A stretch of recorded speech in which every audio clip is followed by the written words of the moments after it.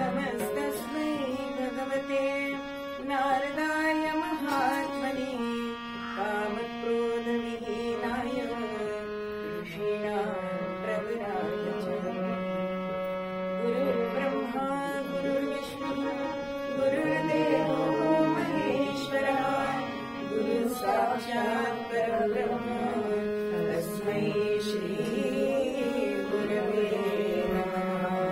मनोजवं मारुततुल्यवेगं जितेन्द्रियं बुद्धिमतां वरिष्ठं वातात्मजं मातरयोधमुख्यं श्रीरामदूतं शरणं प्रपद्ये।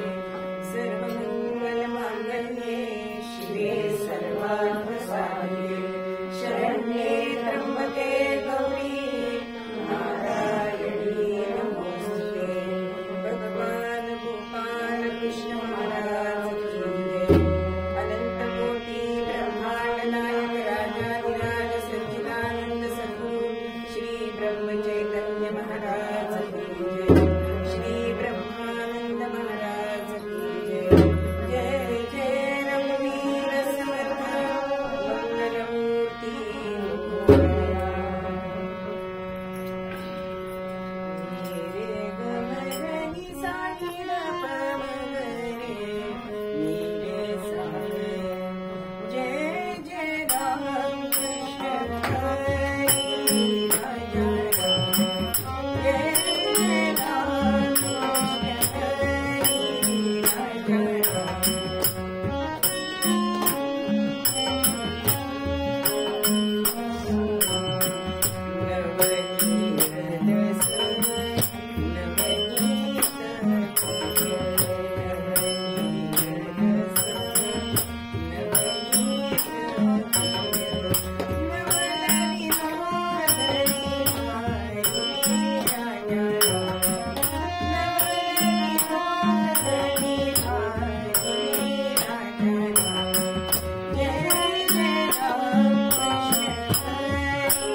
राजा राम।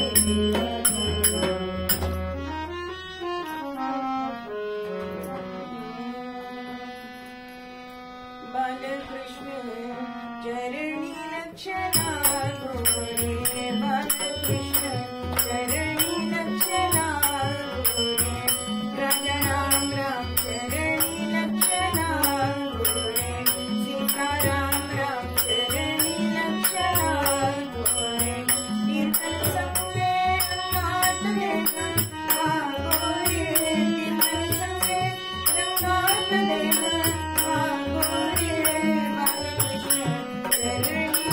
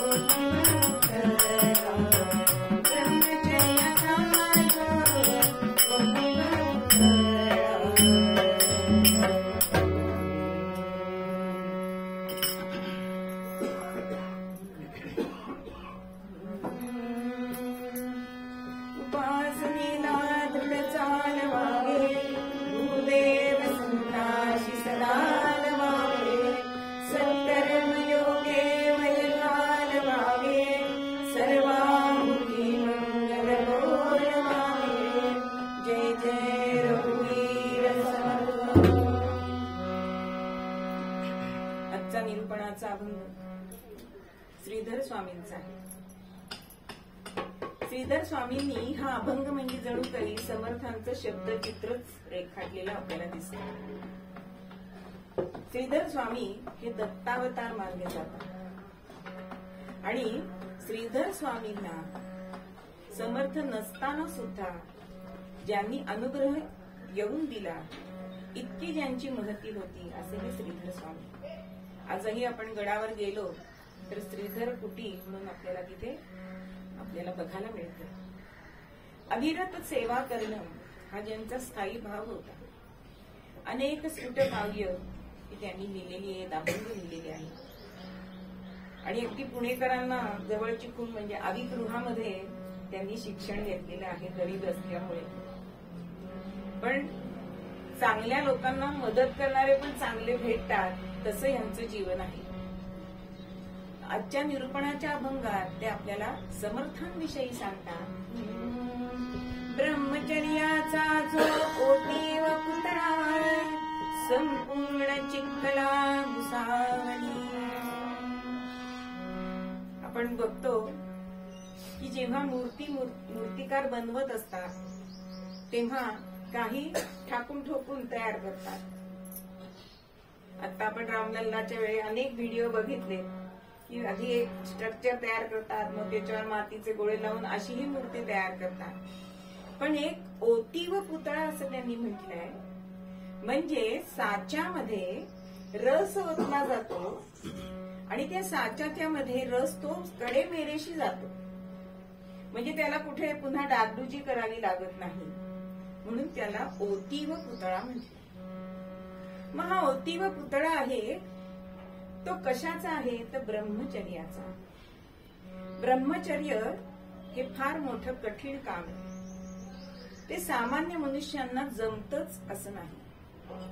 पण आपल्याकडे अशी उदाहरणं आहेत की विष्णुबुवा जोग हे जेव्हा त्यांचं निर्याण होणार तेव्हा त्यांनी आपल्या शिष्यांना विचारलं की कोण आता हा ब्रह्मचर्याचा गंडा बांधेल.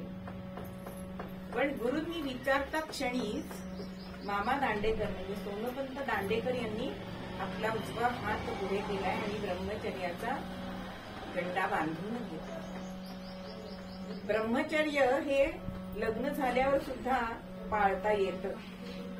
त्याला रामकृष्ण परमहंसांचं जीवन माहितीये की त्यांनी प्रपंच हा भोगासाठी केलाच नाही. तसा आमच्या समर्थांनी प्रपंच व्यावहारिक प्रपंच केला नाही, पण विश्वाचा प्रपंच त्यांनी आपल्याला केलेला दिसतो आणि त्याच्यासाठीच त्यांनी ब्रह्मचर्य हे पाळलेलं दिसतं. मग ह्या ब्रह्मचर्याच्या पुतळ्यामध्ये संपूर्ण चित्कला मुसावली. चित्कला म्हणजे चित्त, चैतन्य. मग चैतन्यमय अशी जी चित्कला ही समर्थांमध्ये अगदी ठासून भरलेली आपल्याला दिसते. ब्रह्मचर्य हे आपण पहिले आपल्याकडे जे 4 आश्रम आहेत त्याच्यामध्ये पहिला आश्रम जो सांगितलाय तो ब्रह्मचर्य आश्रम सांगितला. जो आपण सूत्रश्लोक घेतला तो काही असा नुसता पंक्तीत म्हणायचा श्लोक नाहीये, उपासनेला दृढ चालवा. अहो 4 आश्रम त्याच्यामध्ये सांगितलेले आहेत. उपासनेला दृढ चालवावे म्हणजे ब्रह्मचर्य तुम्ही ब्रह्मचर्याश्रमामध्ये तुम्ही काय करायचंय तर उपासना करायची, दृढपणे दृढ चालवावे असं सांगताय. त्याच्या पुढचा आश्रम सांगितलाय गृहस्थाश्रम. भूदेव संताशी सदा लवावे. तिथे तुम्ही संत सज्जन यांच्या पुढे तुम्ही लवूनच वागलं पाहिजे. आणि गृहस्थ धर्म असा आहे की त्याच्यावरती 3ही आश्रम हे पोचले जातात. म्हणून गृहस्थ धर्म हा धन्य मानलेला आहे, धन्य गृहस्थ धर्म. म्हणून दुसऱ्या ओळीमध्ये गृहस्थाश्रम सांगितलाय. तिसऱ्या ओळीमध्ये काय सांगितलंय? तिसरा आश्रम वानप्रस्थ. भूदेव संताशी सदा लवावे, सत्कर्म योगे वय घालवावे. ज्यावेळी आपल्या मुलाबाळांची संसार मार्गी लागतात त्यावेळी आपण वानप्रस्थ घेतला पाहिजे. हे भगवंतांनी 4 आश्रम दिले तो, पण आज कोणी वानप्रस्थ करतच नाही ना. अहो सासवा सुनांच्या ताब्यात देतच नाही. आणि मग जेव्हा त्यांना करायची आवड असते तेव्हा सासू देत नाही, आणि मग जेव्हा सुनेनी करावं असं वाटतं त्यावेळी सुना करत नाही. त्यामुळे ज्यावेळी त्यांना संसाराची गोडी लागायला पाहिजे तेव्हा वानप्रस्थ घ्या. आमच्या समितीमध्ये सुद्धा प्रतिस्तर ही आज्ञा दिलेली आहे. मग कुठल्याही क्षेत्रामध्ये ही आज्ञा आहे की नाही, पण सासू किल्ल्या काही द्यायला तयार होत नाही. आणि त्यामुळे घरात राहून सुद्धा वानप्रस्थ करता येतो. आहोत त्याच्यामध्ये मोहात अडकलं नाही तर आपल्याला वानप्रस्थ घेता येतो. फक्त ते आपल्या मनापासून वाटलं पाहिजे, लोकांनी सांगून येत नाही. आणि चौथा आश्रम सांगितलाय तो संन्यास आश्रम. सर्वामुखी मंगल बोलवा. म्हणजे जनमानसामध्ये, कारण कुठलंही काम करताना जर भगवंताचं अधिष्ठान नसेल तर ते कार्य तडीस जात नाही. म्हणून संन्यासाश्रमामध्ये काय करायचंय की सर्वामुखी मंगल बोलवावे. म्हणून कीर्तनकार सुद्धा मध्ये भजन सांगतात ते तेवढ्यासाठी सांगतात की सगळ्यांनी ते म्हणावं, पण आपल्याला टाळ्या वाजवायला सुद्धा श्रम होतात. अहो आम्हाला सांगायला लागतं कीर्तनकारांना की मुखानी नाम हातानी टाळी वाजवा. कारण टाळीशिवाय भजन म्हणू नये आणि टाळाटाळ करू नये. आपण भोजन आणि भजन ह्या मनुष्य देहामध्ये करतो, पण आपण भजन टाळतो. त्याच्यानंतर प्रसाद आहे म्हणून सांगितलं. तर असा हा श्लोकाचा अर्थ आहे. मग समर्थांच्या वर्णन करताना पुढच्या चरणामध्ये श्रीधर स्वामी काय सांगतायत की जिवंत अमोघ तेजस्वी वाणीने जीवन हे दिधले ज्याने राष्ट्र. आपल्याला समर्थ चरित्र माहितीये की जिवंत अमोघ म्हणजे काय हो वाणी. आपण सुद्धा वाणीने बोलतो, पण आपण समजा आता घरी गेल्यानंतर विचारलं घरच्यांनी बुवांनी काय सांगितलं त्याची 5 वाक्य तरी आपल्याला सांगता आली पाहिजे, हो की नाही. म्हणजे श्रवण असं करायला पाहिजे. पण ह्या लोकांची वाणी कशी होती हो, जिवंत होती. आज सुद्धा आपण जय जय रघुवीर जोरात म्हणतो की नाही, ही त्यांची वाणी आहे. किंवा आपल्याला सुभाषचंद्र बाबूंची वाणी माहितीये, तुम मुझे खून दो मैं तुम्हें आजादी दूंगा. स्वराज्य हा माझा जन्मसिद्ध हक्क आहे, तो मी मिळवणारच. ही वाणी कोणाची? लोकमान्यांची. की ते वाक्य आजही आपण ऐकलं तरी आपल्यामध्ये उत्साह, स्फूर्ती निर्माण होते. त्याला श्रीधर स्वामी जिवंत अमोघ तेजस्वी वाणी म्हणतात. म्हणून एका ओवीमध्ये असं म्हटलेलं आहे, शब्द हेची कातर, शब्द सुई दोरा, बेतावेत शब्द शास्त्राधारे, बोलावे मोजके नेमके खमंग खमके, ठेवावे भान देश काल पात्राचे, भगवान गोपाल कृष्ण महाराज की जय. अहो शब्द हे दुधारी वस्त्र आहे. जे शिवणकाम करतात त्यांना माहिती आहे, कात्री काय करते? कापड कापायचं काम करते, 2 भाग करते. पण सुई जरी टोचली ना तरी ती कापड जोडते. म्हणून बेतावेत शब्द, शिंपी जसा कापडात बसवतो की नाही ब्लाऊज, तर तो म्हणतो ह्याच्यात बसणार नाही तुमचं, तसं बेतावेत शब्द शास्त्राधारी. कसं बोलावं? मोजकं बोलावं, नेमकं बोलावं. म्हणजे समोरचा कधीतरी बोलत असतो आणि ह्याला सांगायचंय काय हेच आपल्याला किती वेळ कळत नाही. आणि देश काल पात्राचे आपल्याला भान असायला पाहिजे. पण आपण बरोबर उलट वागतो. आपण दवाखान्यामध्ये भेटायला जातो एखाद्या रुग्णाला, आता तो खरं म्हणजे दुःखित असतो, त्याला आपण मनाला उभारी द्यायची का त्याला अजून खच्चीकरण करायचं, हे सगळं नकळत होतं. पण होतं हेही तितकंच खरं आहे.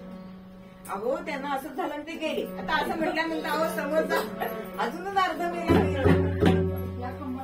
म्हणून संतांची वचनं कशी असतात ही शिलालेखाप्रमाणे असतात. आणि आपण शब्देवर जरी बोललो ना तरी पाण्यातली अक्षरं जशी पाण्याच्या लाटेबरोबर निघून जातात, तशी आपली अक्षरं, आपले शब्द निघून जातात. म्हणून जीवन हे दिधले ज्याने राष्ट्रा, असं समर्थांचं चरित्र आहे. म्हणून त्यांचं वर्णन करताना कवी म्हणतात, फिकीर नाही ज्याला मिळते, फकीर जन त्याला मिळते, फकीर जन त्याला. फिकीर नाही ज्याला मिळते, फकीर जन त्याला मिळते, फकीर जन त्याला. कल्याणार्थ जगाच्या ज्याने जन्म सर्वथा जगिला, कल्याणार्थ जगाच्या ज्याने जन्म सर्वथा जगिला. रघुवीर नामी मन रंगोनी, रघुवीर नामी मन रंगोनी, कीर्ती रूपे उरला मिळली, फकीर जन त्याला मिळली, फकीर जन त्याला मिळली, फकीर जन त्याला. कल्याणार्थ जगाच्या ज्याने जन्म सर्व घालविला. अहो वयाच्या 12व्या वर्षी घरातून निघून गेले, 12 वर्ष पुढचं तीर्थाटन केलं, समाज स्थिती बघितली. आणि पुढे समर्थांनी अनेक कार्य आपल्याला केलेली दिसतात. हे महंत त्यांनी केले, मठ मठांतर अनेक 1100 मठ त्यांनी बांधले. आणि तेवढे महंत, आणि त्याच्यामध्ये सुद्धा निद्रिस्त झालेल्या समाजाला 2 देवता त्यांनी पुढे ठेवली की कोदंडधारी राम आणि शक्तीची उपासना करण्यासाठी मारुतीरायांची स्थापना ही त्यांनी केलेली दिसते. कारण अशक्ता असं कोण पुसेल, कोण विचारी. तुमच्यामध्ये बल असल्याशिवाय तुम्ही शत्रूला तोंड देऊ शकत नाही. आणि जेव्हा प्रसंग येतो तेव्हा आपला देव सुद्धा आपल्या हातामध्ये शस्त्र घेतो, हे दाखवण्यासाठी त्यांनी कोदंडधारी राम हे समाजापुढे ठेवले. छोटे छोटे उपदेश केले, यत्न तो देव जाणा.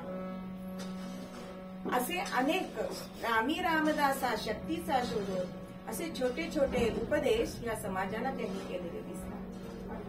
आशेचा वसंत स्फूर्तीचा जन्म, ज्याची अलौकिक विचारणा. आपण बघतो की वसंत आला की सगळी सृष्टी खूप छान होते, सुंदर होते. आपल्या डोळ्यांना सुद्धा फार आनंद होतो. मग जसं वसंत आला की आपल्याला आनंद होतो, प्रकृती सुधारते, तसे संत आले ना आपल्या जीवनामध्ये की संस्कृती सुधारते. म्हणून संतांचं असणं आपल्या जीवनामध्ये हे अत्यंत महत्वाचं आहे. कारण ते आशेचा वसंत आहे. आपण आपल्या प्रपंचामध्ये कायम निराशच असतो. आपल्या मनाला उभारी देण्याचं काम हे संत करत असतात आणि उभारी दिल्यामुळेच आपल्याला पुढचे संकटांना तोंड देण्यासाठी स्फूर्ती मिळते. मग अशी ही या संतांची अलौकिक अशी विचारणा असते. आपण दुसऱ्याला स्फूर्ती देतो का हे ज्याचं त्यांनी बघायचंय, का आपण त्यांना नैराश्यच देतो. संतांचं कार्य आहे ते अधर्म खंडन आणि धर्माचे मंडन. संतांचे जीवन जो का झाला. समर्थांनी धर्माची, मी सगळेच संत धर्माची पुन्हा संस्थापना करतात. जसं भगवंत जेव्हा अवतार घेतो तेव्हा संस्थापना करतो धर्माची, त्याप्रमाणे हे संत सुद्धा धर्माची संस्थापना करतात. आणि भगवंत जरी शस्त्र हातात घेत असला तरी आमचे संत हातामध्ये शस्त्र कधीच घेत नाही. भगवंत दुष्टांचा नाश करत असेल पण संत दुष्ट वृत्तीच निवृत्त करून टाकतात. म्हणून हे संतांचे जीवन आहे ना ते फार अमोलिक आहे. मग तयाच्या चरणी ठेवून या भाव तरुया हा भव यया पंथे. म्हणून संतांनी जो आपल्याला मार्ग सांगितलाय तो मार्ग आपण अवलंबायचा आहे. कशासाठी तर हा भवसागर जर तरुण जायचा असेल तर त्यांनी सांगितलेला जो उपदेश आहे तो आपण तंतोतंत पाळला तर पुन्हा जन्ममृत्यूच्या रहाट गाडग्यात आपण अडकणार नाही. हा भवसागर आपण पार करून जाऊ. आपण समर्थांना समर्थ असं म्हणतो रामदासांना. मग समर्थ म्हणजे काय हो नक्की. पंत म्हणतात एकादश सद्गुण हे, एकादश सद्गुण हे, ज्याच्या अंगी समर्थ तोची खरा.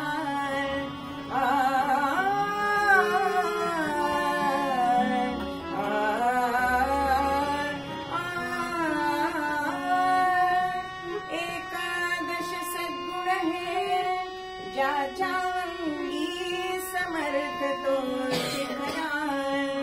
कळी काळही त्यापुढे ये कोणी काय करील हो नखरा. राम राम हरे हरे राम राम राम राम हरे हरे राम राम राम राम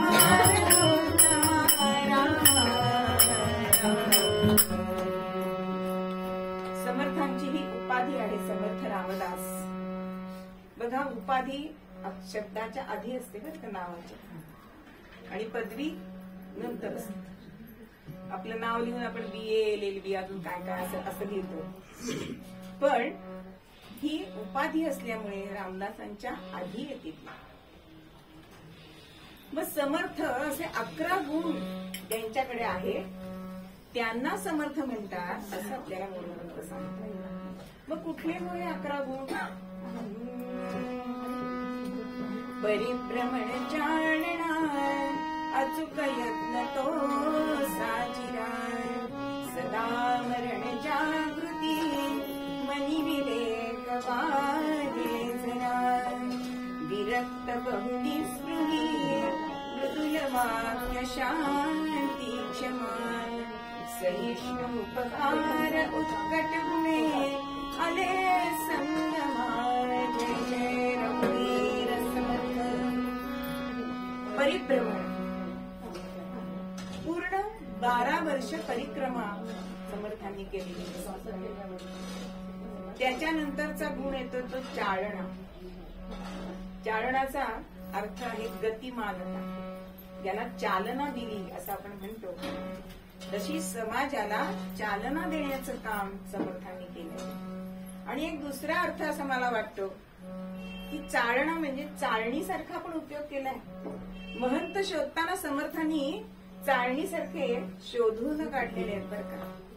अहो नुसते महंत बघून केलेले नाहीत. समर्थ महंत करताना त्यांना पहिला प्रोजेक्ट काय देत असत तर दासबोध हा उलट सुलट पानं करत असत. आणि तो जो लवकरात लवकर लावेल, म्हणजे आता आपण केबीसी मध्ये बघतो किती सेकंदात पहिलं उत्तर होतं त्याला तिथे बसायला मिळतं की नाही हॉट सीट वरती. तसं आहे समर्थांनी असे महंत वेचून काढले, शोधून काढले. अचूक यत्न तो साजिरा. समर्थांनी राष्ट्रोद्धार कसा करायचा हे आपल्याला जास्त सांगितले. आत्मोद्धार कसा करायचा अनेक संतांनी आपल्याला सांगितलं, पण राष्ट्रोद्धार कसा करायचा हे समर्थ रामदासांनी आपल्याला शिकवले. की नुसता व्यक्तीचा उद्धार होऊन चालत नाही, तर राष्ट्राचा उद्धार झाल्याशिवाय व्यक्ती सुखात राहू शकत नाही. म्हणून तर आपण त्यांना राष्ट्रसंत म्हणतो. मग अचूक यत्न केलाय. राखावी भगतांची अंतरे असं सुद्धा समर्थ म्हणतात. म्हणजे प्रयत्न करताना दुसऱ्याला दुखवू नका हेही ते आपल्याला सांगतात. आणि तसंच ते वागलेले सुद्धा आहेत. समर्थांचं चरित्र अर्ध्या तासात सांगून होणंच शक्य नाही. सदा मरण जागृती.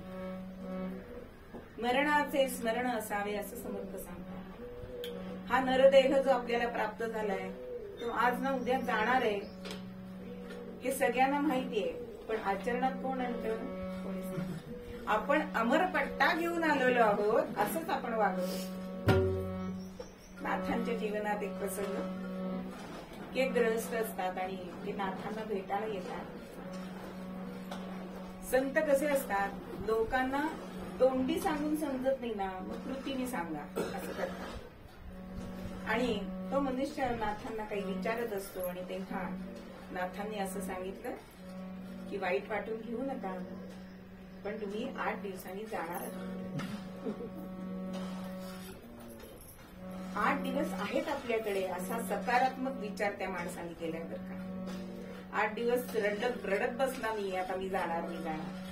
मग या माणसाने काय केलं, जी आपली देणी घेतली ती, कोणाची कर्ज घेतली ती देऊन टाकली, कोणाशी भांडणं होती ती मिटवून टाकली. अहो गोड बोलायला लागला. आता आपल्याला जायचंच आहे ना, मग चांगलं तरी बोला म्हणून गोड बोलायला लागला. बायकोशी भांडायचा तो, भांडून कमी झालं भांडण. मुलांवर खेकसत असे, अभ्यास करा सांगत असे, मुलांना जवळ घेऊन बोलायला लागला. अहो होता 8वा दिवस उजाडला. आता मरणाची वाट बघतोय बरं का, पण मरण आलंच नाही. दुसऱ्या दिवशी 9व्या दिवशी नाथांकडे गेला की तुम्ही मला सांगितलं मी मेलो नाही ना. नाथ हसले आणि विचारलंय, मी जेव्हा तुम्हाला हे सांगितलं तेव्हा तुमच्या वागणुकीत काय फरक झाला? मग त्यांनी सांगितलं की मी असं वागलो, देवी देऊन टाकली, सगळ्यांची गोड बोलायला लागलो, मन कोणाचे कधीही न दुःख व्हावे असं वागायला लागलो. मग नाथ सांगतात, म्हणजे मरणाचं स्मरण ठेवलं तर आपण असंच आयुष्यभर वागू की नाही? मग असं आपण वागायचे. मरणाचे स्मरण असावे. असं आपण वागल्यानंतर हा भगवंत आपल्या जवळच येतो. म्हणून सदा मरण जागृती, मनी विवेक वाहे जरा. पुढचा गुण सांगितलाय तो विवेक. समर्थांचा विवेक आणि वैराग्य हे 2 शब्द अत्यंत आवडीचे आहेत. म्हणजे मनाच्या श्लोकात जवळजवळ 52 वेळा विवेक हा शब्द आलेला आहे.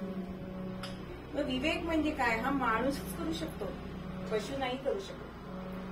म्हणून असं म्हटलं जातं की पशु एकदा विचार करतो की आज आपल्याला हे सावज पकडायचं, बस पुढचा आपल्याला तो विचार करत नाही, तो साठवण करत नाही. पण मनुष्य हा साठवण करत असतो. म्हणून माणसांचे वेगवेगळे प्रकार सांगितलेले आहेत की तो थोडासा वेळ करतो विचार, तो सामान्य मनुष्य आहे. पण आमच्या वंदनीय मावशी सुद्धा म्हणायच्या की तुम्ही 100 वर्षापूर्वीचा विचार केला तर तुम्ही माणसं जोडा. आणि त्यालाच समर्थ सिद्ध म्हणतात की सिद्ध माणूस जो असतो तो असा विचार करतो. आणि म्हणून मनी विवेक वाहे झाला. म्हणून हे सगळे संत हे द्रष्टे असतात. अहो 100 वर्षापूर्वी नंतर काय घडणार आहे हे त्यांना दिसत असतं, ते आपल्याला दिसत नाही. बघा सावरकरांना जेव्हा 2 जन्मठेपीची शिक्षा झाली त्यावेळे त्या वकिलांनी सांगितलं की तुला पुढचा जन्म घ्यावा लागेल 2 जन्मठेपा भोगण्यासाठी. तेव्हा एक तर सावरकर म्हणाले म्हणजे आमच्या संस्कृतीवर तुमचा विश्वास आहे की पुनर्जन्म हे फक्त भारतीय संस्कृतीमध्येच आहे. आणि तुम्हाला कोणी सांगितलं तुमचं 50 वर्ष इथे राज्य राहणार आहे. म्हणजे एवढा आत्मविश्वासाने बोलणं हे द्रष्टे पण असल्याशिवाय नाही. म्हणून मनी विवेक वाहे झाला. आणि अगदी विवेकाची सोप्यात सोपी वाक्याचा आपल्याला व्याख्या सांगायची झाली तर वि म्हणजे विवेक विचारपूर्वक, वे म्हणजे वेळेवर आणि क म्हणजे कर्तव्य. विवेक जर आपण असा केला तर आपल्याला सुद्धा हा मनामध्ये झरा जो आहे ना तो त्याचा चांगला मोठा नदीसारखं पात्र होऊ शकतो. विरक्त बहु निस्पृही. आता विरक्त म्हणजे वैराग्य आणि निस्पृह अगदी त्याच्यामध्ये छोटी एक रेषा आहे की ती आपल्याला दिसत नाही. आपण विरक्तलाच निस्पृह म्हणतो पण असं नाही. विरक्ती कशी असते की ते नसलं तरी चालेल असं असतं. पण आमचे महाराज काय म्हणतात की विरक्ती म्हणजे वितहा रागहा इति वैराग्य. म्हणजे कोणत्याही वस्तूचा मोह नसणं त्याला वैराग्य असं म्हणतात. पण आपण काय म्हणतो आपल्याला कोल्ह्याची आंबट द्राक्ष गोष्ट सगळ्यांना माहिती की त्याला तो उड्या मारून मारून सुद्धा तो घड तोंडाशी येईना. मग तो काय म्हणतो जाऊ ते आंबटच येते म्हणून आपल्याला नको. म्हणजे एखादी वस्तू आपल्याकडे नसली म्हणजे ती नकोय म्हणजे वैराग्य नाही. ती वस्तू असून सुद्धा आपल्या मनामध्ये तिच्याबद्दल वैराग्य निर्माण होणं त्याला वैराग्य असं म्हटलं जातं. महाराजांचंच आमच्या उदाहरण आहे की ज्या वेळेला गीतामाईंना त्या आकाशी यात्रा घडवण्यासाठी महाराज निघाले. आता गीतामाई टांग्यामध्ये बसले आणि पूर्वीच्या काळी अशी पद्धत होती की जरा आमच्या घराकडे लक्ष ठेवा. आणि कुणी कोणाला सांगत नाही, जोरांनाच कळतं. कसं कळतं माहित नाही पण तसं गीतामाईंनी सांगितलं गावकऱ्यांना. पण महाराजांच्या मनामध्ये असं आलं की आता ही काशी यात्रेला जाते. म्हणजे काशी यात्रा म्हणजे पुन्हा न येण्यासाठीच पूर्वी काशी यात्रा करत असत. मग परत हिचा जीव कुठे इथे लिप्त करायचा म्हणून महाराजांनी घरावर उदक सोडलं आणि गावकऱ्यांना सांगितलं ज्याला जी वस्तू हवी असेल ती घेऊन जा. अहो 15 मिनिटात घर धुतल्यासारखं स्वच्छ. याला म्हणतात विरक्तपणा. आपल्याला एवढं येणार नाही कारण आपण चमचा हरवला तरी कामवालीला 17 वेळा विचारतो. अगं त्याला मागे असं डिझाईन होतं वगैरे इतकं त्याचं वर्णन करतो पण तो चमचा मिळेपर्यंत आपल्याला चैन पडेल. आणि निस्पृह कसं वेगळं आहे विरक्तीपेक्षा. तर बघा शिवरायांची परीक्षा घेण्यासाठी भिक्षा मागण्यासाठी समर्थ ज्यावेळी जातात त्यावेळेला राज्याची सनद महाराजांनी समर्थांच्या झोळीत घातली. आता ते घेऊ शकले असते की नाही पण निस्पृह होते म्हणून त्यांनी ते राज्य घेतलं नाही. उलट त्यांनी शिवबा तुझं हे कर्तव्य आहे, तू क्षत्रिय आहेस. जसं अर्जुनाला सांगितलं होतं कृष्णाने की तू क्षत्रिय धर्म पाळला नाहीस, तुझं कर्तव्य केलं नाहीस तर ते फोल आहे. तसं महाराजांनी सांगितलं की हे माझं राज्य आहे असं समजून तू त्याचा सांभाळ कर. म्हणून महाराजांच्या तोंडामध्ये कायम इदं न मम असं शब्द असेल. असं विरक्त आणि निस्पृह हे थोडा थोडा फरकाने अर्थछटा वेगळी आहे. मृदुल वाक्य शांती क्षमा. मृदुल वाक्य म्हणजे आपल्याला बोलायचे काय ते आपण त्याच अर्थाचं बोलायला पाहिजे पण मृदुल वाक्य असावं ना. आता एखाद्याला आपण पटकन म्हणतो नाही नाही ते तुला जमणार नाही असं म्हणतो की नाही. म्हणजे आपल्या मनात काय भाव असतो त्या या कामाला तो लायक नाही असं म्हणायचं असतं आपल्याला. पण तू नालायक आहेस असं म्हटलं तर त्या माणसाला राग येईल. माझ्या वडील नेहमी मृदू बोलत असत बरं का. म्हणायचं असायचं बैलोबा असं म्हणायला असायचं, कारण ते गणिताचे फार हे होते. पण ते कधीही कोणाला समोरच्याला असं कमी देखायचे नाही, बैलोबा म्हणायचे नाही. काय म्हणायचे, अरे धेनू वल्लभा, म्हणजे तो अर्थ तोच आहे. पण समोरच्याला काय वाटतं, अरे आपल्याला काहीतरी चांगली पदवी असं मृदुल वाक्य असावं. ज्यावेळी गडाचं बांधकाम चालू होतं आणि शिवरायांच्या मनामध्ये क्षणिक असा विचार आला की एवढ्या सगळ्यांचा पोशिंदा मी आहे. समर्थांना कळलंय की थोडासा ग झालाय माझ्या शिवबाला, पण ते रागवले का त्यांना? कृतीने दाखवून दिलं की एका पाथरगटाला बोलवलंय आणि हा दगड असा काप की तो असा अर्धा कापला गेला पाहिजे. त्या पाथरगटाने तो दगड कापलाय आणि आतमध्ये छोटस पाणी आणि तिथे एक छोटी बेडकी होती. ते बघितल्यानंतर समर्थ शिवबाला विचारतात, शिवबा ह्या बेडकीचा पण पोशिंदा तूच आहेस ना? म्हणजे मृदुल वाक्य सांगून महाराजांच्या मनातला ग त्यांनी काढून टाकला. असं मृदुल वाक्य असायला पाहिजे. मृदुल वाक्य शांती, किती शांती असावी हो.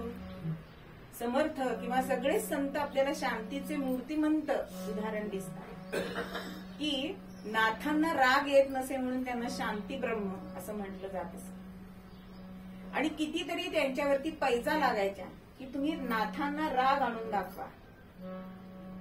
त्या कथा आपल्याला माहिती आहेत. पण समर्थांची आपण आज कथा बघूया की ज्या वेळेला सगळे शिष्यांबरोबर ते जात होते आणि एका शेतामध्ये चांगली ज्वारीची कणसं निघालेली.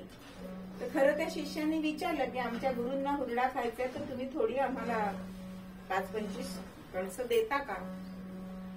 तर तो नाही म्हणाला. तुम्ही गोसावडे खोटारडेचा हात भोंदू असता वगैरे असं त्यांनी सांगितलं.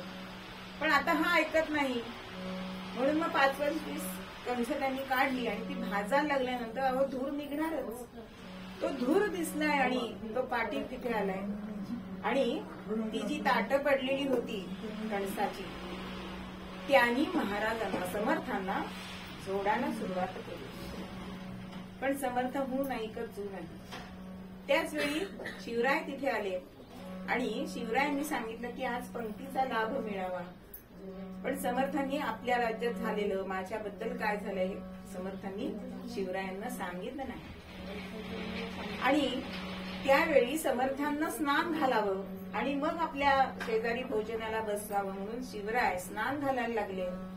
तर त्या ताटाने मारलेले बळ पाठीवर दिसले आणि विचारले, काय झालं हे स्वामी तुम्हाला? कोणी केलंय त्याला? मी आत्ताच्या आत्ता पकडून इथे शिक्षा करतो. समर्थ म्हणाले, तू त्याला पकडून आण पण शिक्षा मी देईन. हे तुला मान्य असेल तरच त्याला पकडायला पाठव.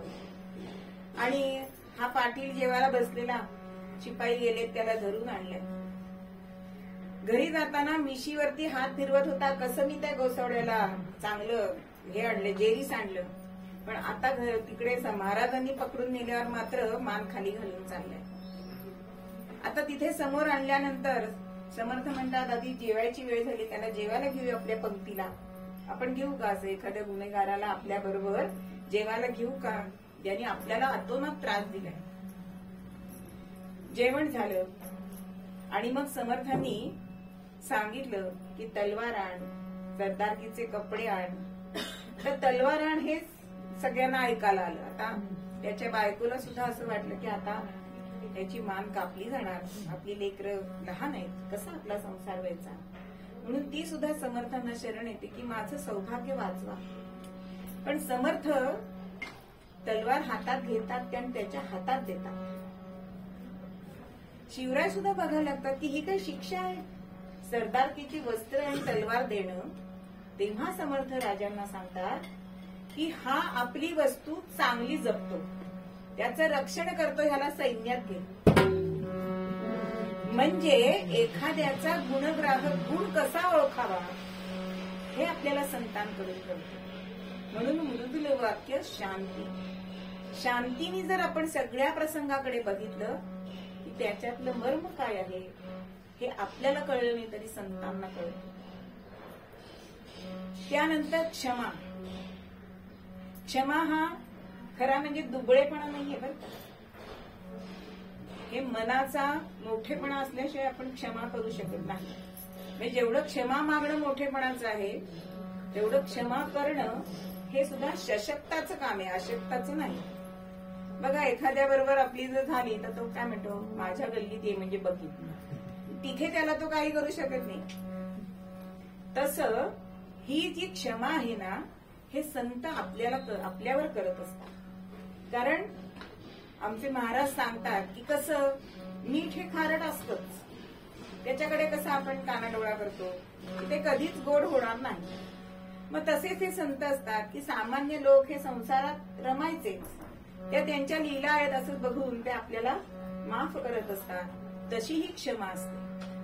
अनेक उदाहरणं की उद्धवांना सुद्धा त्यांनी सांगितलं होतं की नुसतं जपजाप्य करू नका, कारण जपजाप्य करताना त्याला एका मुसलमान सरदारांनी पकडलं आणि मग उद्धव स्वामींनी प्रार्थना केली महाराजांची, समर्थांची, आणि मग ते आले. समर्थ म्हणाले मी आज सोडवलंय, पुन्हा कधी सोडवायला येणार नाही. आपलं संरक्षण आपणच करायचं आहे.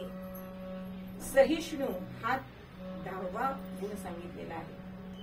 सहिष्णू म्हणजे गांधीजी सांगतात तसं नाही बरं, एका गालावर थोबाडीत मारली तर दुसरा गाल पुढे करा, याला सहिष्णू म्हणत नाही. सहिष्णुता म्हणजे आपल्या मनामध्ये धूर्तदया असली पाहिजे.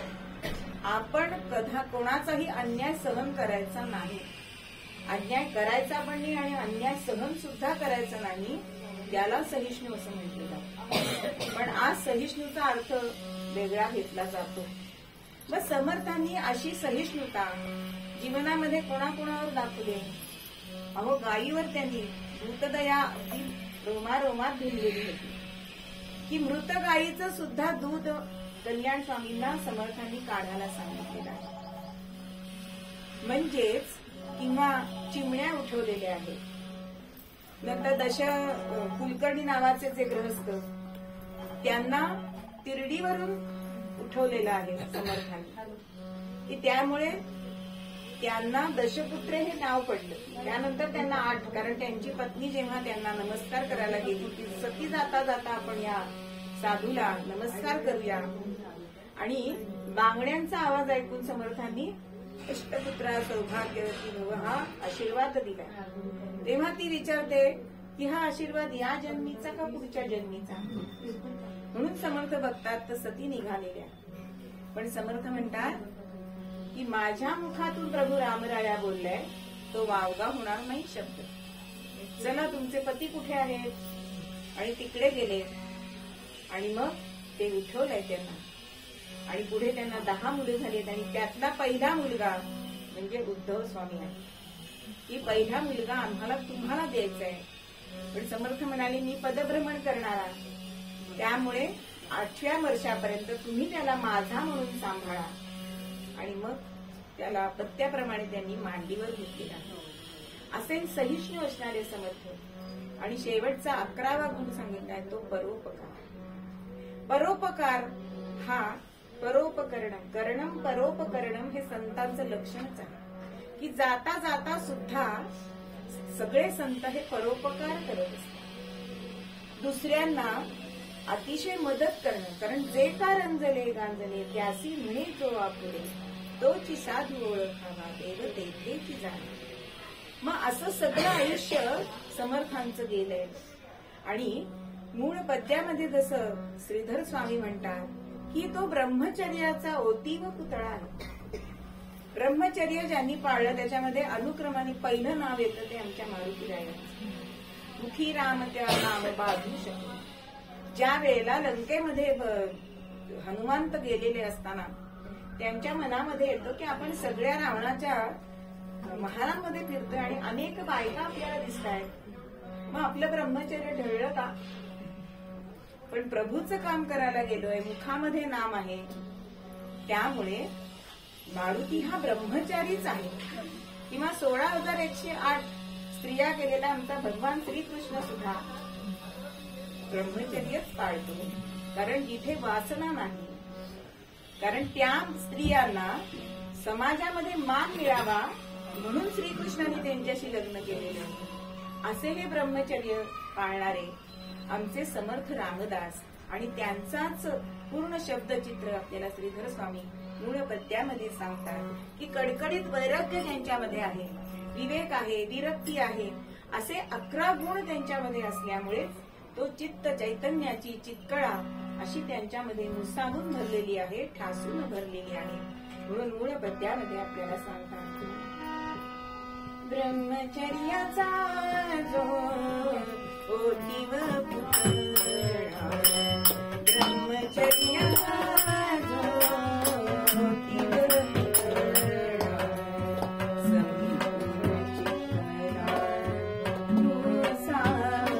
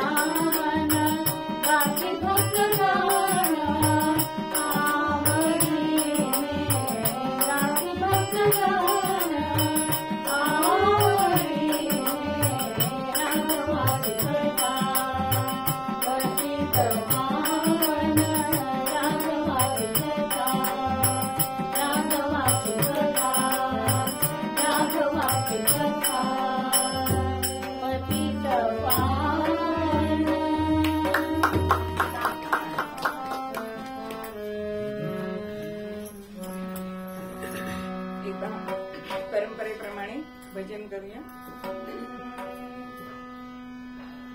करूया घोष नामाचा, समर्थ करण्याचा. करूया घोष नामाचा, करूया घोष नामाचा, सद्गुरु समर्थ करण्याचा. करूया घोष नामाचा, सद्गुरु समर्थ करण्याचा. करूया घोष नामाचा, सद्गुरु समर्थ करण्याचा. करूया घोष नामाचा, सद्गुरु समर्थ करण्याचा. करूया घोष नामाचा, सद्गुरु समर्थ करण्याचा. करूया घोष नामाचा, सद्गुरु समर्थ करण्याचा. करूया घोष नामाचा, सद्गुरु समर्थ करण्याचा. करूया घोष नामाचा, सद्गुरु समर्थ करण्याचा. करूया घोष नामाचा, सद्गुरु समर्थ करण्याचा. करूया घोष नामाचा, सद्गुरु समर्थ करण्याचा. करूया घोष नामाचा, सद्गुरु समर्थ करण्याचा. करूया घोष नामाचा, सद्गुरु समर्थ करण्याचा. अनंत कोटी ब्रह्मांड नायक राजाधिराज सच्चिदानंद सद्गुरु श्री ब्रह्मचैतन्य महाराज की जय. श्री ब्रह्मानंद महाराज की जय. समर्थ रामदास स्वामी महाराज की जय. जय जय रघुवीर समर्थ मंगलमूर्ती मोरया. आज दासनवमीमुळे ही कीर्तन सेवा आहे. समर्थांची किंवा संतांची जी तिथी आपण करतो, संतांच्या वास्तव्याने त्यांच्या सहवासाने त्या तिथीला पुण्य प्राप्त होतं, म्हणून त्याला आपण पुण्यतिथी असं म्हटलं जातं. समर्थांनी सुद्धा नवमी तिथी ही शोधली, कारण जे अवतार असतात ना त्यांना दिवस शोधायचा सुद्धा अधिकार असतो. आपण दिवस शोधू शकत नाही, जेव्हा आलं तेव्हा जावं लागतं. हे माझं राहिलंय, ते माझं राहिलंय असं म्हणून यम थांबत नाही, काळ थांबत नाही. पण संत जे असतात ते आपली तिथी निवडू शकतात, म्हणजे सामर्थ्य त्यांच्यामध्ये असतं. समर्थांचे गुण आपण बघितले, म्हणून योगीराज त्यांना म्हटलं जातं. आणि त्यांच्याच संस्कारांनी किंवा त्यांच्याकडून बाळकडू घेऊन शिवरायांचं त्यांना आपण योगियांचा राणा बा असं म्हणतो, श्रीमान योगी असं म्हटलं जातं. म्हणजे हे योग्यांमधले योद्धे होते समर्थ, तर योद्ध्यांमधले योगी आमचे शिवराय होते. दोघांनी म्हणजे ब्राह्मतेज आणि क्षात्रतेज हे एकत्र आल्यामुळे अवघ्या महाराष्ट्राचं आनंदवन भुवन या दोघांनी आपल्याला केलेलं दिसतं. अतिशय एक शिवरायांची निष्ठा समर्थांवर होती. त्या वर्षीच रामनवमीचा उत्सवासाठी समर्थ साफळला गेलेले होते. उत्सव झालाय आणि चैत्रातली पौर्णिमा आली. शके 1602 साली, शके 1602 साली चैत्र शुक्ल पौर्णिमा आली. चैत्र शुद्ध पौर्णिमा आली. शिवरायांस घेऊन गेली, समर्थ झाले उदास.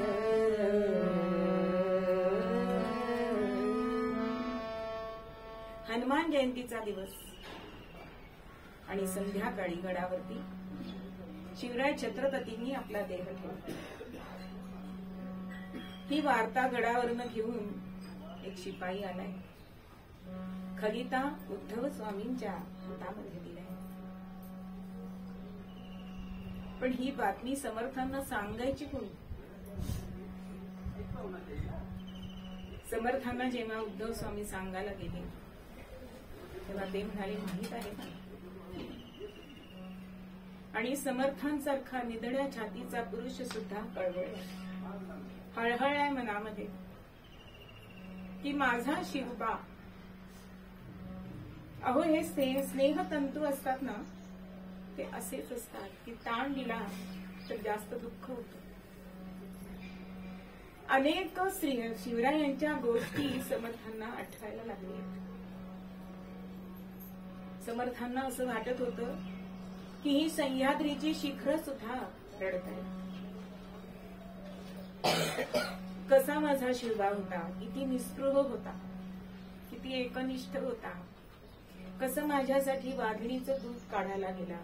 अशा असंख्य आठवणी समर्थांना येत आहेत. आणि मग मात्र जेव्हा संभाजी राजांना सुद्धा, की समर्थांना सगळं शिवरायांचं दुःख माहिती होतं. इतके समर्थ शिवरायांशी एकरूप दोघं झालेले होते की पिता म्हणून शिवबा किती दुःखी होता. संभाजीचं वागणं बरोबर नाही म्हणून शिवबांच्या अपरोक्ष संभाजी राजांना पत्र लिहिलेलं होतं समर्थांना की शिवरायाचे 8वावे रूप, शिवरायाचा 8वावा प्रताप, शिवरायाचा 8वावा साक्षेप मंडळ. अशी सगळी चित्र डोळ्यापुढे येत आहेत. समर्थ तो खलिता घेऊन खोलीमध्ये गेले. पण आता समर्थांना असं वाटायला लागलं, इथे राहणे माझं उचित नाही, इथे राहणे माझं योग्य नसे वाटे, मग वास्तव्ये भक्त वाटे, इथे वास्तव्य उचित नसे वाटे. उत्सवाला कणीपणाये वाटे, उत्सवाला कणीपणाये वाटे, वडणी राहणे माझं घडी योग्य वाटे, वडणी घडी योग्य वाटे. समर्थ आपल्या शिष्यांना सांगताय की आता मला इथे राहावंसं वाटत नाही. एकतर मी इथे राहिलो की भक्त माझीच पूजा करत राहतात, मग उत्सवाला कमीपणा येईल आमच्या रामरायाच्या. आणि म्हणून मला असं वाटतं की आता आपण सज्जनगडावर राहावं. अनेक शिष्य त्यांना म्हणतायत की गडावरती वारं असतं, आपली कफ प्रकृती आपल्याला सहन होणार नाही, पण माझ्यामुळे रामाला कमीपणा येईल असं मी काही वागणार नाही. त्यामुळे गडावरच जायचं आणि मग शेवटचा रामाचा निरोप घेताय. कृतार्थ झाले सज्जनगडी गुरुवर आले, कृतार्थ झाले सज्जनगडी सद्गुरु आले, कृतार्थ झाले गुरुवर आले.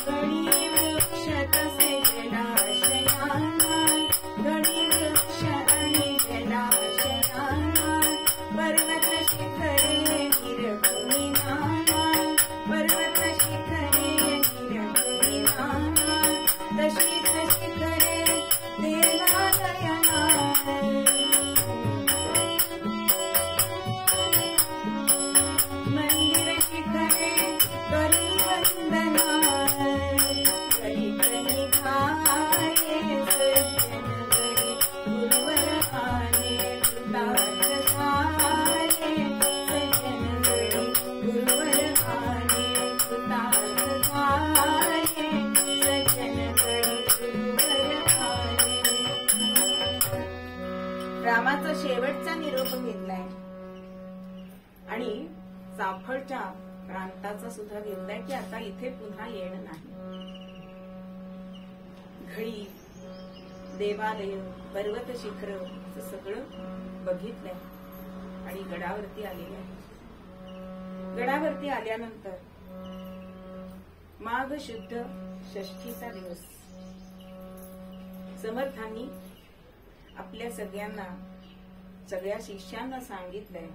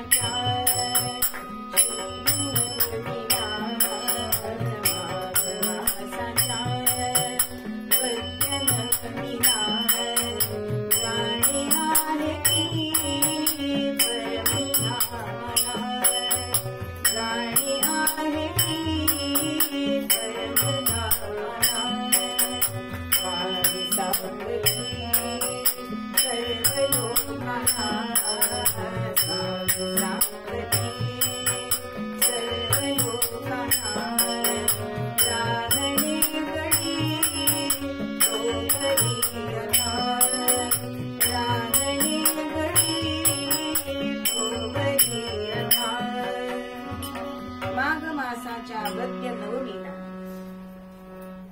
आम्हाला परमधामाला जायचं आहे असं सगळ्यांना सांगितलं.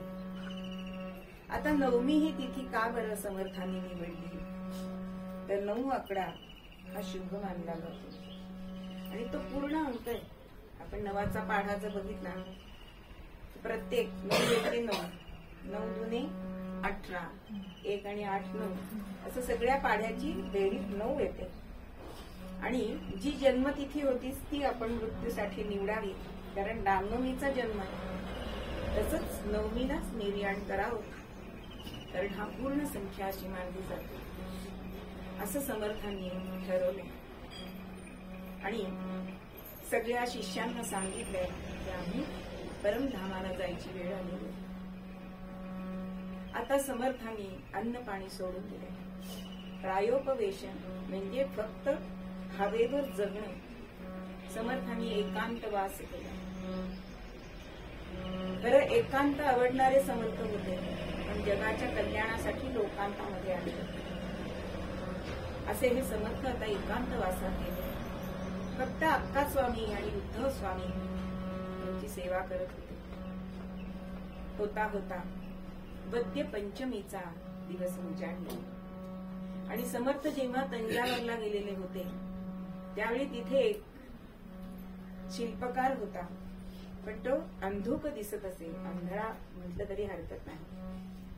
तर त्याला समर्थांनी रामरायाच्या पंचधातूच्या मूर्ती बनवण्यास सांगितल्या. तेव्हा त्यांनी सांगितलं मी कसं बनवणार पण त्या मूर्ती घडेपर्यंत त्याला दृष्टी समर्थांनी दिली होती आणि मग त्या मूर्ती व्यंकोजी राजांनी पाठवून केशव स्वामींनी त्या गडावरती आणल्या आणि त्या रात्री समर्थांनी त्या मूर्ती मध्यरात्री समर्थ रामरायाच्या इथे गेले. अवतार समाप्ती काली भेटाया रघुवीराला. अवतार समाप्ती काली भेटाया रघुवीराला.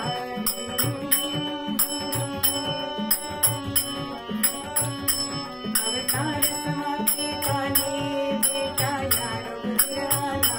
भेटला रात्रीला, भेटला मध्यरात्रीला.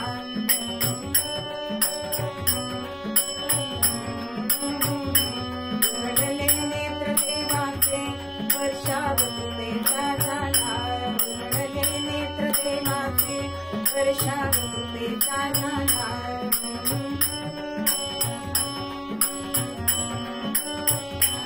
पाहिला प्रभू रघुवीर, पाहिला प्रभू रघुवीर. अश्रूंचा वाहे पूर, अश्रूंचा वाहे पूर. पाहिला निघाला मान, सांगती लोक भक्ताला. यश मिळेल पूजिन त्याला, सांगती लोक भक्ताला. मिळेल पूजिन त्याला. यश मिळेल समर्थांनी मध्यरात्री त्या मूर्तीच्या डोळ्यावरती मेण लावलेलं होतं. ते मेण काढलंय आणि भगवंताचे डोळे उघडलेत आणि कृपेचा वर्षाव झाला. प्रभूंचं दर्शन घेतलंय आणि प्रभूंना विचारलंय की आम्ही जशी पुरश्चरण केली तशी सामान्य लोकांना हे घडेल का? मग तू त्यांना दर्शनच देणार नाहीस का? तर मला असं वाटतं की 13 कोटी जप केला की तू साधकाला दर्शन द्यावंच प्रभू. आणि मग प्रभू रामचंद्रांनी ते वचन पाळलंय बर का. संख्या होता 13 कोटी भेटेन मी जग जेठी, असं प्रभूंनी रामदासांना सांगितलंय. म्हणजे आपल्यासाठी करणं परोपकरणं, हा परोपकारच आहे संतांचा. अशा तऱ्हेने षष्ठी उजाडली आणि समर्थांनी सगळे शिष्य बाजूला बसलेले आहेत आणि ते विचारतायत की रघुकुळ टिळकाचा वेग सन्निध आला, तदुपरी भजनाचा योग हा प्राप्त झाला. आता हे 2 चरण समर्थांनी म्हटले. त्याच्यावरती उद्धव स्वामींनी पुढचे 2 ओळी केलेले आहेत. अनुदिनी मानसी नवमी आठवावी, बहुत प्रकारे लगबगही करावी, कार्यसिद्धी करावी. समर्थांना त्याही वेळे उद्धव स्वामींचं कौतुक वाटलंय की माझ्या पुढचा श्लोक हा तयार करू शकतो. होता होता आता समर्थ खोलीतनं बाहेर येत नव्हते. नवमीचा सकाळ उजाडली. आता अक्का स्वामींना फार वाईट वाटत होतं. समर्थांशी काय बोलायचं? बाहेर लोक आहेत पण आत फक्त उद्धव स्वामी आणि अक्का स्वामी जात होते. आणि अक्का स्वामी समर्थांना म्हणताय, सगुण रूप आता नाही दिसणार, सगुण रूप आता नाही दिसणार, मग कसा शोक आवरणार, सगुण रूप आता नाही दिसणार, सगुण रूप आता नाही दिसणार, दिव्य ही मूर्ती कीर्ती जगतात, दिव्य ही मूर्ती कीर्ती जगतात, ऐसली नयनात, सगुण रूप आता नाही दिसणार, सगुण रूप आता नाही दिसणार, सगुण रूप आता नाही दिसणार, सोडूनिया माया काढून कसे सोडूनिया माया रजुनी कसे पुरी मध्ये राहती कसे तो राष्ट्र धर्म अनाथ होणार, सगुण रूप आता नाही दिसणार, सगुण रूप आता नाही दिसणार. डोळ्याचं पाणी कळत नव्हतं. अक्का साहेब म्हणताय की आता आम्हाला तुमची सगुण मूर्ती डोळ्याला दिसणार नाही. आमच्यावरची माया पातळ करून तुम्ही चालला, पण गो ब्राह्मण राष्ट्र कोण राखणार? ते सुद्धा अनाथ होणार. समर्थ हसतात आणि म्हणताय, आमच्या सहवासात राहून हेच शिकलात, जे उपजे ते नाशे, कधीतरी जावं लागणारच. पण मी आत्माराम दासबोध लिहिलाय ना, त्याच्याप्रमाणे तुम्ही आचरण करा. म्हणजे तुम्ही सुद्धा भूमीवरती कीर्ती प्राप्त तुम्हाला होईल. माझी काया माझी वाणी गेली म्हणाल अंतःकरणी, करी राम नाम जगज्जीवनी निरंतर. आणि होता होता नवमीच्या दिवशी दुपारी 2 प्रहर झाले. वार शनिवार होता आणि समर्थ पलंगावरून खाली उतरले. प्रभू रामचंद्रांच्या समोर वज्रासनामध्ये बसले. एकटक प्रभू रामचंद्रांकडे बघताय.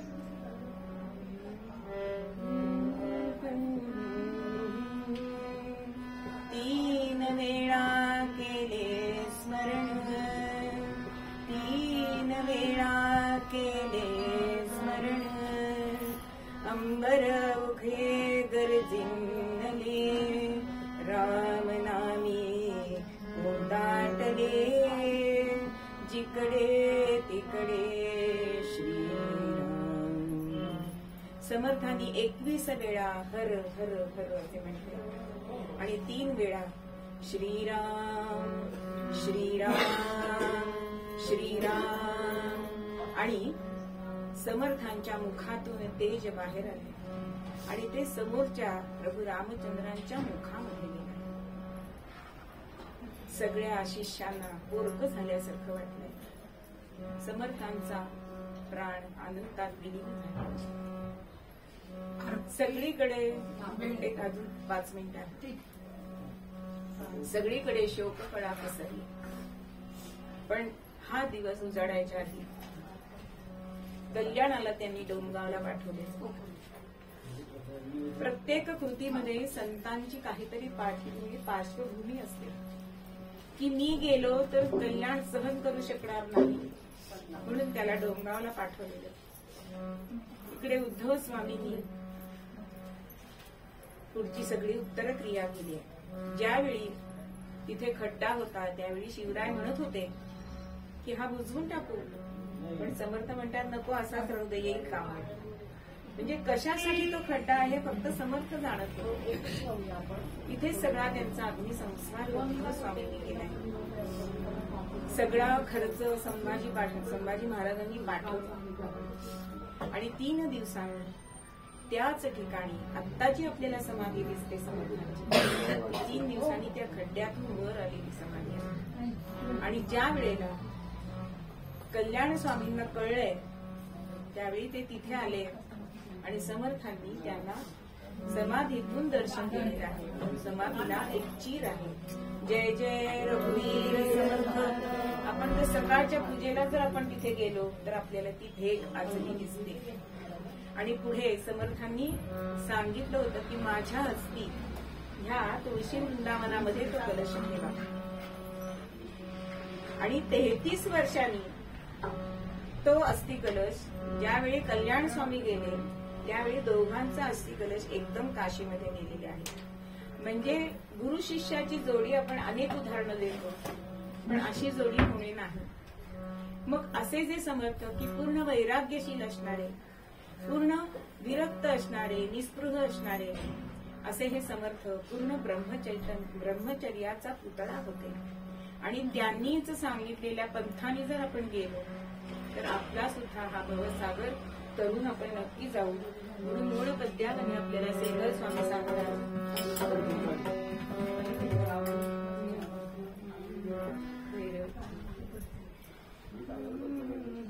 ब्रह्मचर्याचा